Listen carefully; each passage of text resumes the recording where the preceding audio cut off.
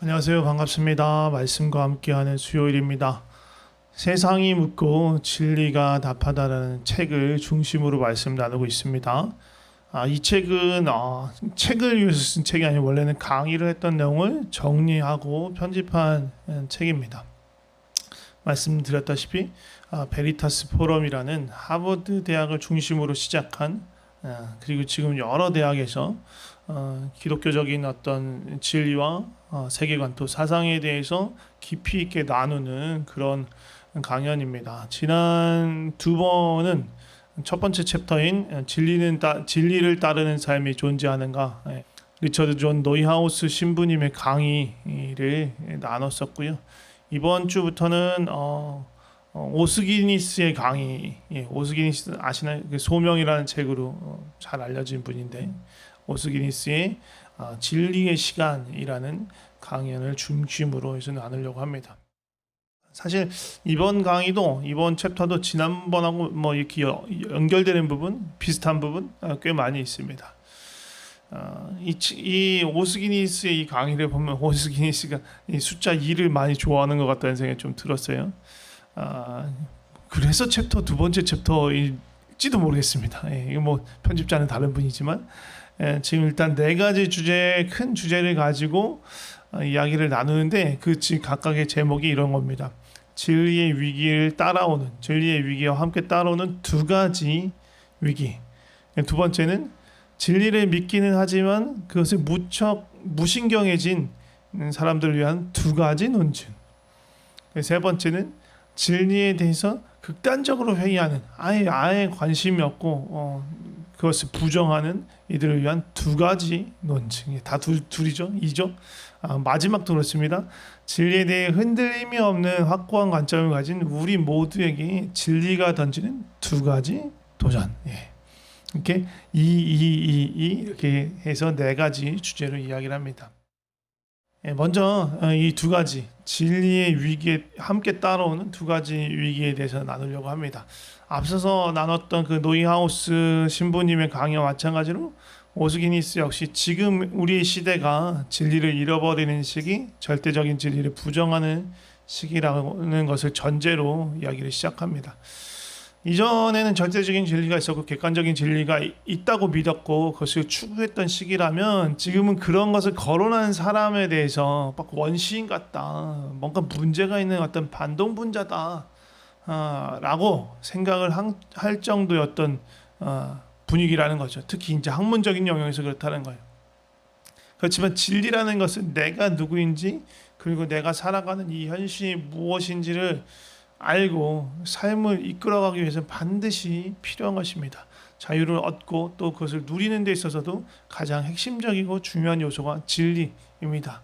그렇다면 진리의 위기가 찾아올 때, 그러니까 다시 말해서 절대적이고 객관적인 진리가 없다, 그냥 상대적이고 주관적인 진리만, 관점만 남아있을 뿐이다 라는 생각이 지배적일 때 어떠한 위기를 초래하는가. 오스기니스가 말하는 두 위기 중에 하나는 윤리적인 위기. 이거는 지난번에 그 노이하우스 신부님의 강의하고 연결되는 부분이에요. 절대적인 진리, 절대적인 가치, 절대적인 기준이 없어지면 도덕적인 기준도 사라진다. 무엇이 옳고 좋고 무엇이 나쁘고 그른 일인지에 대해서 판단할 수 있는 기초가 사라진다는 거죠. 오스기니스도 마찬가지예요. 진리가 사라진 세상이란 무엇이 악이다라고 판단하는 것 자체가 실제로 악한 행동을 하는 것보다 더 나쁜 것이다 라고 여기는 세상이라는 거죠. 이러한 사상에 결정적인 영향을 준 사람으로 오스기니스는 니체를 꼽습니다. 니체의 철학적인 사상이 이러한 생각이 이런 진리를 부정하게, 진리를 상대적으로 만드는 것에 아주 큰 영향을 미쳤다고 생각하는 거예요. 특히 니체가 제시한 어떤 철학적인 관점주의 또 도덕의 계보라는 어떤 생각이 윤리적이고 도덕적인 가치를 크게 훼손했다고 말합니다. 관점주의, 철학적인 관점주의란 뭐냐면 이런 거예요. 이거 뭐 흔하게 말하는 거죠. 각각의 사람마다 수많은 관점이 있고 그 관점에 따른 수많은 진리가 존재한다. 그러니까 진리가 하나가 아니라 수많은 개수의 진리가 존재한다는 것은 결국은 어떠한 진리도 없다. 절대적인 진리는 없다라는 결과가 되는 거죠. 그러니까 모든 게 상대화되는 거예요. 그렇기 때문에 그 윤리의 기반이 흔들리게 되는 겁니다. 또 도덕의 계보라는 건 뭐냐면 어떤 숭고한 가치, 어떤 도덕적인 덕목 그런 것이 있어도 그 이면에는 그리고 그 역사를 추적해 보면 결국 그 뒤에 뭐가 있느냐? 음흉한 탐욕과 악이 있다. 힘에 대한 욕망이 있다. 그것을 얻기 위한 어떤 포장으로 그런 가치들이 나타나게 됐다라고 말하는 거예요. 그러니까 눈에 보이는 대로 어떤 것을 보아서는 안 되고 그 이면에 숨겨진 악을 보아야 한다라고 주장하는 거죠. 그러니까 결국 니체가 말하는 걸 따지자 보면 진리라는 것은 상대적일 뿐만 아니라 어떤 탐욕스러운 어떤 것을 얻어내기 위해서 겉으로 특히 어떤 도덕적인 가치들은 그렇게 포장하는 것에 불과하다. 그러니까 옳고 그름을 판단할 만한 어떤 절대적인 기준도 없어 라고 말하기 때문에 윤리적인 위기가 찾아오는 거죠. 또 다른 위기가 찾아오는데 그건 뭐냐면 성품의 위기예요. 성품의 위기하고 이게 연결되는 건 뭐냐면 진실성, 또 반대편은 위선이라고 말할 수 있어요. 예수님은요, 하나님은 이 진실한 것을 아주 기뻐하세요. 반대로 위선적인 것, 겉과 속이 다른 것, 표리부동이라는 말을 쓰죠. 그런 것들에 대해 아주 하나님 기뻐하지 않으십니다. 그래서 예수님이 살아계실 때 바리새인들에 대해서 크게 책망했었는데 그 이유가 뭡니까? 바리새인 위선, 성경의 외식이라고 말하죠. 외식하는 것, 위선적인 태도 그런 것에 대해서 아주 호되게 예수님께서 질타하셨어요. 예수님은 그리고 성경은 위선에 대해서 아주 경계하고 그것을 비호하는 하나님의 마음을 보이십니다. 근데 지금은 어떤 세상이 살아요? 실제의 내면의 중심의 모습이 어떠한 건 중요하지 않아요. 겉으로 드러나기에 사람들이 보이기에 어떻게 보여지는가 그것이 중요한 세상에 살고 있어요. 그래서 미국의 유명한 작가죠. 마크 트웨인, 톰 소여의 모험 그런 거 쓰셨던 마크 트웨인 이런 말 남겼어요.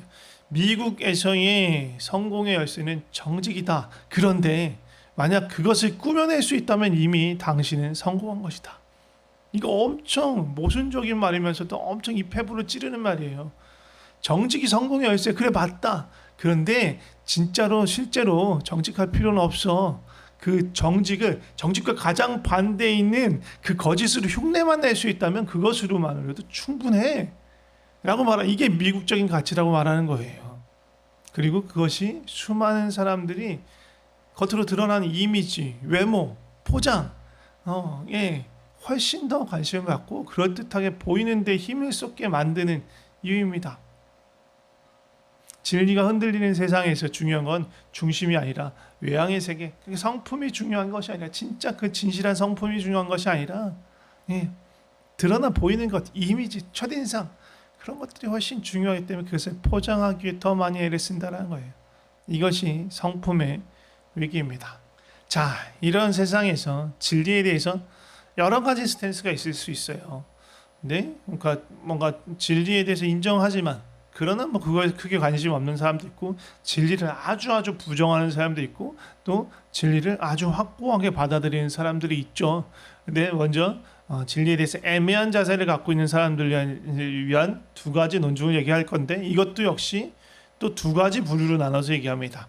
먼저는 그리스도인 예수 그리스도를 믿고 진리를 믿는 그 사람들 가운데서 진리를 그래 있다고 말하지만 크게 관심이 없는 부분들을 위해서 왜 진리에 대해서 확고한 태도를 갖고 진리를 붙들어야 되는가라는 것에 대해서 말하는 두 가지 논증을 먼저 이야기하겠습니다. 결론부터 말하자면요. 나쁜 믿음이 있고 연약한 믿음이 있는데 그 믿음을 해결하기 위해서는 진리에 대한 분명한 인식이 있고 진리를 붙잡아야 한다라는 거예요. 이게 첫 번째 논증이에요. 나쁜 믿음은 뭐냐 그러면 나쁜 믿음은요. 진리를 알고 진리가 참되기 때문에 믿는 게 아니고요. 다른 어떤 것들, 뭔가 나쁘고 두려운 것들을 피하기 위한 수단으로 하나님을 믿고 진리를 선택하게 되는 거예요. 이게 바른 믿음이 아닌 거예요. 물론요, 두려움이나 어떤 어려움이나 그런 것들, 힘든 상황이 우리로 하여금 하나님을 만나고 진리를 찾게 되는 계기를 주기를 해요. 기회를 주는 거죠. 그런데 그것 때문에 진리를 믿는 것 아니라는 거예요. 우리가 믿음을 가진 가장 근본적인 이유는 그 진리가 참이기 때문이에요. 그게 진리이기 때문이에요. 그래서 믿는 거지, 다른 어떠한 이유가 있어서는 안 되는 거죠. 이게 이런 종류의 믿음, 어떤 다른 것, 두려움을 피하기 위해서 선택하게 되는 믿음을 나쁜 믿음이라고 말해요. 약한 믿음은 그럼 무엇이냐? 우리가 붙들고 있는 진리가 상대적이고 주관적이고 실용적인 것이기 때문에 믿는다라는 어떤 경우예요. 뭔가 조건이 붙어 있는 거예요. 그러니까 이게 무슨 생각이냐? 상대적이라는 얘기는 뭐냐면, 우리에게는 진리일 수 있지만 다른 사람에게는 그렇지 않을 수 있어라고 생각하는 거예요. 상대주의적 입장인 거고요. 또 내가 이걸 믿는 이유는 내가 이걸 경험했어, 내가 이렇게 느꼈기 때문에 이걸 믿어라고 말하는 건 주관적인 생각이에요. 다른 사람 겪지 못하고 느끼지 못한 사람 믿지 못한다는 거죠. 또 내가 이걸 믿는 것은 왜 믿냐면 이것이 나에게 실질적인 도움이 주기 때문에 내가 붙들고 있는 거야 라는 생각들, 다 어떻게 보면 조건이 붙고 뭔가 한정적인 어떤 상황이 되는 거예요. 근데 진리란 그렇지 않다는 거예요. 이러한 이유 때문이 아니고 또 변화될 수 있는 어떤 상태의 진리가 얹어져 있는 게 아니고요. 절대적인 진리를 바로 알고 그 진리를 붙들지 않으면요, 상황에 따라서 흔들릴 수밖에 없는 이러한 믿음의 체계를 가질 수밖에 없는 거예요. 그러니까 우리는 진리를 바로 알고 그 진리를 붙들어야 합니다. 그렇기 때문에 이렇게 나쁜 믿음 혹은 약한 믿음을 갖고 있는 사람들은요, 진리가 언제든 흔들릴 가능성이 있어요. 그럼 그게 진리가 아닌 거죠. 진리에 대한 믿음이 흔들릴 수 있는데, 그렇게 된다면 그건 진리가 아닌 거, 제대로 붙든 것이 아닌 거죠. 확고부동한 영원하고 절대적인 진리에 대해서 알고 그것을 추구하고 붙들고 따라가는 그런 믿음이 반드시 필요한 거예요.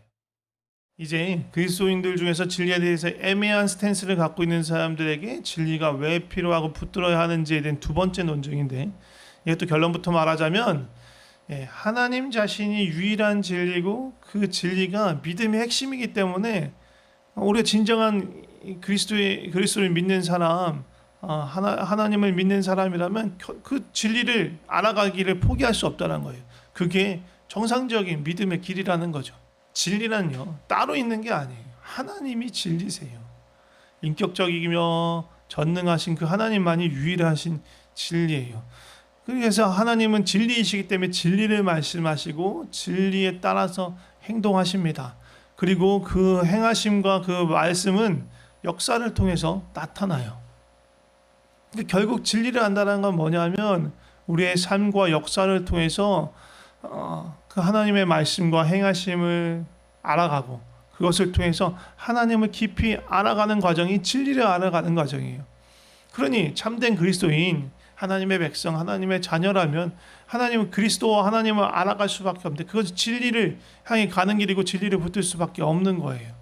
난 하나님을 믿고 예수 그리스도를 따라 그분을 절대적으로 믿어라고 말하면서 진리에 대해서 애매한 자세를 가질 수는 없다는 거죠. 곧 그분이 진리이시기 때문에 그분을 향해 쫓아가고 그분에서 따라간다는, 결국은 진리를 향해서 나아가는 것입니다.